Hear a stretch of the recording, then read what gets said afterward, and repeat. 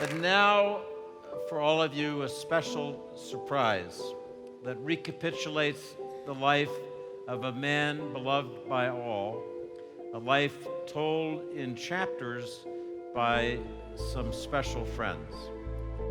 From Tabriz, Iran, to New York City, a poor boy yearning for knowledge, a wandering Armenian who ended up on the society pages of the New York Times. This is the life it has been my privilege to lead. Now, as I sit in my office under a portrait of Andrew Carnegie, I am given to reflecting on the long voyage that brought me here. In Lebanon, my first mentor, Simon Varatzian, the last prime minister of the short-lived First Republic of Armenia, was a surrogate father, teacher, and benevolent benefactor. He became very fond of my wife, Claire, admiring her courage, tenacity, and independence. Many mentors, friends, and strangers have helped and guided me along the way, as well, of course, as my wife and children.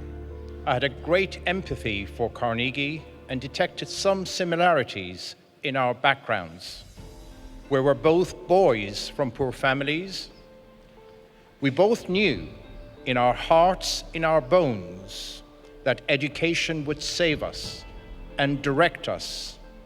That, in fact, education is the key to a better life for everyone, no matter who they are or where they are born. I certainly was proud and felt triumphant that the boy from Tabriz, who was too poor to own his own volumes and was even unable to borrow and rent books, ended up lending millions of books to the people of New York. A book to me is still one of the most extraordinary creation of man because it is a gift of knowledge. A book contains dreams, ideas, and ideals.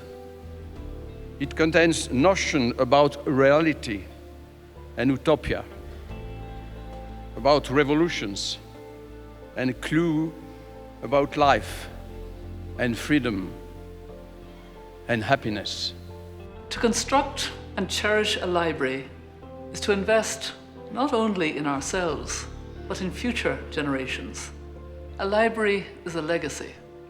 A library is a mirror to the past and a window to the future.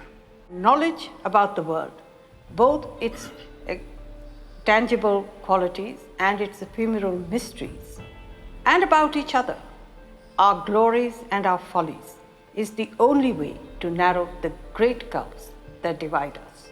As a young boy in Tabriz, I had read about the terrible devastations wrought by the Great War, including the deportations, atrocities, and genocides perpetrated against the civilian populations.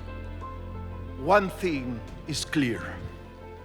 Peace will be rooted in understanding how the differences between us, between states, between peoples and nations cause conflict, and in finding ways to managing those differences instead of letting them explode into hostilities.